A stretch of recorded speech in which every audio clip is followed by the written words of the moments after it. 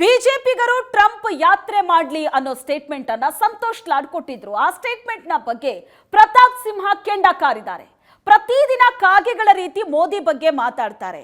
ಸಂತೋಷ್ ಲಾಡ್ ಕೂಡ ಬಾಯಿಗೆ ಬಂದ ಹಾಗೆ ಮಾತಾಡ್ತಾರೆ. ಏನ್ ಮಾತಾಡ್ತಿದ್ದಾರೆ ಅನ್ನೋ ಪರಿಜ್ಞಾನ ಅವರಿಗಿದೆಯಾ ಅಂತ ಪ್ರಶ್ನೆ ಮಾಡಿದ್ದಾರೆ ಪ್ರತಾಪ್ ಸಿಂಹ. ಮೋದಿಯನ್ನ ಬೈಲಿಲ್ಲ ಅಂದ್ರೆ ತಿಂದನ್ನ ಕರಗಲ್ವಾ? ಸಂತೋಷ್ ಲಾಡ್ ಮರಾಠ ಸಮುದಾಯದವರು. ಬಾಯಿ ಬಿಟ್ರೆ ಮಾತ್ರ ಅಫ್ಜಲ್ ಖಾನ್ ರೀತಿ ಕಾಣುತ್ತೆ. ಮೇಧಾವಿ ರೀತಿ ಬಂದು ಪೋಸ್ ಕೊಡೋದು ಬಿಡಿ.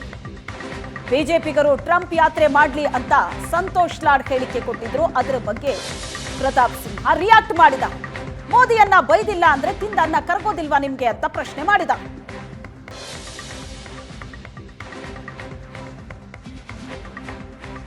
ಬಿಜೆಪಿಯವರು ತಿರಂಗ ಯಾತ್ರೆ ಮಾಡ್ತಾ ಇದ್ದಾರೆ. ನನ್ನ ಮನವಿ ಇದೆ, ದಯಮಾಡಿ ನೀವು ತಿರಂಗ ಯಾತ್ರೆ ಮಾಡಕ್ಕೆ ಹೋಗಬೇಡಿ, ಟ್ರಂಪ್ ಯಾತ್ರೆ ಮಾಡ್ರಿ. ನೀವು ಇನ್ನು ಮುಂದಗಡೆ ಟ್ರಂಪ್ ಫೋಟೋ ಹಾಕೊಂಡು ಟ್ರಂಪ್ ಏನು ಹೇಳ್ತಾರೆ ಅದೇ ನಿಮ್ಮ ಸರ್ಕಾರ ಕೇಳ್ತಕ್ಕಂಥದ್ದು. ಪ್ರಧಾನಮಂತ್ರಿ ಮೋದಿ ಸಾಹೇಬರು ಟ್ರಂಪ್ ಏನು ಕೇಳ್ತಿದ್ದಾರೆ ಅದನ್ನೇ ಪಾಲನೆ ಮಾಡ್ತಕ್ಕಂಥದ್ದು ಇದೆ. ದಯಮಾಡಿ ನೀವು ತಿರಂಗ ಯಾತ್ರೆ ಮಾಡಬೇಡ್ರಿ, ಟ್ರಂಪ್ ಯಾತ್ರೆ ಮಾಡ್ರಿ ಅಂತ ತಮಗೆ ಹೇಳಲಿಕ್ಕೆ ಬಯಸ್ತೀನಿ. ನಾನು ಬಿಜೆಪಿಯವರು ತಿರಂಗ ಯಾತ್ರೆ ಮಾಡ್ತಾ ಇದ್ದಾರೆ. ನನ್ನ ಮನವಿ ಇದೆ, ದಯಮಾಡಿ ನೀವು ತಿರಂಗ ಯಾತ್ರೆ ಮಾಡಕ್ಕೆ ಹೋಗಬೇಡಿ, ಟ್ರಂಪ್ ಯಾತ್ರೆ ಮಾಡ್ರಿ. ನೀವು ಇನ್ನು ಮುಂದಗಡೆ ಟ್ರಂಪ್ ಫೋಟೋ ಹಾಕೊಂಡು ಟ್ರಂಪ್ ಏನು ಹೇಳ್ತಾರೆ ಅದೇ ನಿಮ್ಮ ಸರ್ಕಾರ ಕೇಳ್ತಕ್ಕಂಥದ್ದು. ಪ್ರಧಾನಮಂತ್ರಿ ಮೋದಿ ಸಾಹೇಬರು ಟ್ರಂಪ್ ಏನು ಕೇಳ್ತಿದ್ದಾರೆ ಅದನ್ನೇ ಪಾಲನೆ ಮಾಡ್ತಕ್ಕಂಥದ್ದು ಇದೆ. ದಯಮಾಡಿ ನೀವು ತಿರಂಗ ಯಾತ್ರೆ ಮಾಡಬೇಡ್ರಿ, ಟ್ರಂಪ್ ಯಾತ್ರೆ ಮಾಡ್ರಿ ಅಂತ ತಮಗೆ ಹೇಳಲಿಕ್ಕೆ ಬಯಸ್ತೀನಿ. ನಾನು ಬಿಜೆಪಿಯವರು ತಿರಂಗ ಪ್ರತಿನಿತ್ಯನೂ ಕೂಡ ಈ ಹಳ್ಳಿನಲ್ಲಿ ಬೆಳಗ್ಗೆ ಎದ್ದು ಕೂಡಲೇ ಮನೆ ಸುತ್ತ ಇರುವಂಥ ಮರ ಗಿಡಗಳಲ್ಲಿ ಕಾಗೆಗಳು ಬಂದು ಕಾಕಾ ಕಾಕಾ ಅಂತಾರಲ್ಲ, ಹಾಗೆ ಪ್ರತಿನಿತ್ಯ ಮೋದಿಯವರ ಬಗ್ಗೆ ಕೆಡಕು ಮಾತಾಡ್ತಾರೆ. ಸಾಕ್ಷ್ಯ ಕೇಳೋ ಅಂಥದ್ದು ಈ ಥರದ್ದೆಲ್ಲ ನಡೀತಾ ಇದೆ. ಆದರೆ ಬಹಳ ನನಗೆ ಬೇಸರ ಹುಟ್ಟಿಸಿದ ಸಂಗತಿ ಏನಂತಂದರೆ, ಸಂತೋಷ್ ಲಾಡ್ ಅಂತವರು ಕೂಡ ಮೋದಿಯವರ ಬಗ್ಗೆ ಬಾಯಿಗೆ ಬಂದಂಗೆ ಮಾತಾಡ್ತಾ ಇದ್ದಾರೆ. ಮೋದಿ ತಾನೇ ಸುಪ್ರೀಂ ಅಂತ ಭಾವಿಸ್ಬಿಟ್ಟಿದ್ದಾರೆ. ಇದು ತಿರಂಗ ಯಾತ್ರೆ ಬದಲು ಟ್ರಂಪ್ ಯಾತ್ರೆ ಮಾಡಿ ಏನು ಮಾತಾಡ್ತಿದ್ದೀರಿ ಸಂತೋಷ್ ಲಾಡ್ ಅವರೇ? ನಿಮಗೆ ಏನು ಮಾತಾಡ್ತಿದ್ರೆ ಅನ್ನೋ ಪರಿಜ್ಞಾನ ಆದರೂ ಇದೆಯಾ? ನೀವೊಬ್ಬರು ಸಚಿವರಿದ್ದೀರಿ. ಮೋದಿ ತಾನೇ ಸುಪ್ರೀಂ ಅಂತಂದರೆ 140 ಕೋಟಿ ಜನಸಂಖ್ಯೆ ಇವತ್ತು ಮೋದಿಯವ್ರನ್ನ ಚುನಾವಣೆಯಲ್ಲಿ ಗೆಲ್ಲಿಸಿ ದೇಶದ ಪ್ರಧಾನಿಯಾಗಿ 3ನೇ ಬಾರಿಗೆ ಆಯ್ಕೆ ಮಾಡಿದ್ದಾರೆ. ಸುಪ್ರೀಂ ಮೋದಿ ಅಲ್ದಲ್ಲ ಇನ್ಯಾರು?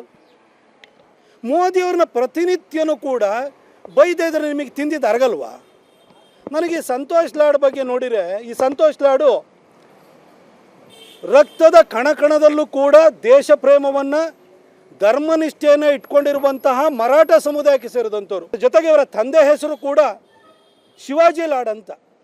ಆದರೆ ಸಂತೋಷ್ ಲಾಡ್ ಬಾಯಿ ಬಿಟ್ಟರೆ ಶಿವಾಜಿಗಿಂತ ಹೆಚ್ಚಾಗಿ ಅಫ್ಜಲ್ ಖಾನ್ನ ಛಾಯೆನೇ ಕಾಣುತ್ತೆ. ಅವ್ರ ಮಾತುಗಳು ಆ ರೀತಿ ಕೇಳಿಸ್ತವೆ. ಆದರೆ ಈ ಸಂತೋಷ್ ಲಾಡ್ ಬಹಳ ಮೇಧಾವಿ ಥರ ಬಂದು ಬಹಳ ಪೋಸ್ ಕೊಡ್ತಾ ಇರ್ತಾರೆ. ಪ್ರತಿನಿತ್ಯನೂ ಕೂಡ ಮೋದಿಯನ್ನು ಎಲ್ಲ ವಿಷಯಕ್ಕೂ ಎಳ್ತರುವಂಥದ್ದು ಅವ್ರಿಗೊಂಥರ ಚಾಳಿ ಆಗೋಗ್ಬಿಟ್ಟಿದೆ. ಆದರೆ ಈ ಸಂತೋಷ್ ಲಾಡ್ ಎಂತಹ ಒಬ್ಬ ತಿಳಿಗೇಡಿ ಅನ್ನೋದು ಹೇಳಲಿಕ್ಕೆ ಬಯಸ್ತೀನಿ. ಉದಾಹರಣೆ ಸಮೇತ ಹೇಳಲಿಕ್ಕೆ ಬಯಸ್ತೀನಿ. 1 ವರ್ಷದ ಹಿಂದೆ, ಇವತ್ತಿಗೆ 1 ವರ್ಷದ ಹಿಂದೆ ಹುಬ್ಬಳ್ಳಿನಲ್ಲಿ ನೇಹಾ ಮರ್ಡರ್ ಕೇಸ್ ಆಯಿತು. ಅದ್ರ ಬಗ್ಗೆ ಮಾಧ್ಯಮದವರು ಪ್ರಶ್ನೆ ಮಾಡಿದರೆ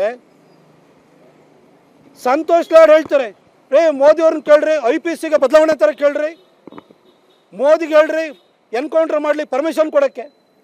ಅಲ್ಲ ರೀ, ಕರ್ನಾಟಕದ ಮುಖ್ಯಮಂತ್ರಿ ಯಾರು ರೀ? ಸಿದ್ದರಾಮಯ್ಯನವರು. ಪೊಲೀಸ್ ವ್ಯವಸ್ಥೆ DG ಯಾರು ಕಂಟ್ರೋಲ್ ಇರೋದ್ರಿ? ಸಿದ್ದರಾಮಯ್ಯನವ್ರ ಕಂಟ್ರೋಲಲ್ಲಿ. ಮೋದಿ ಯಾಕ್ರಿ ಎನ್ಕೌಂಟ್ರ್ ಮಾಡಲಿಕ್ಕೆ, ನೇಹನ ಮರ್ಡರ್ ಮಾಡಿದಂತಹ ಆ ಮುಸಲ್ಮಾನ ಪುಂಡನ ವಿರುದ್ಧ ಕ್ರಮ ತೆಗೊಳ್ಳಿಕ್ಕೆ, ಅವನ್ನ ಎನ್ಕೌಂಟ್ರ್ ಮಾಡಲಿಕ್ಕೆ ಮೋದಿ ಪರ್ಮಿಷನ್ ಯಾಕ್ರಿ ಬೇಕು?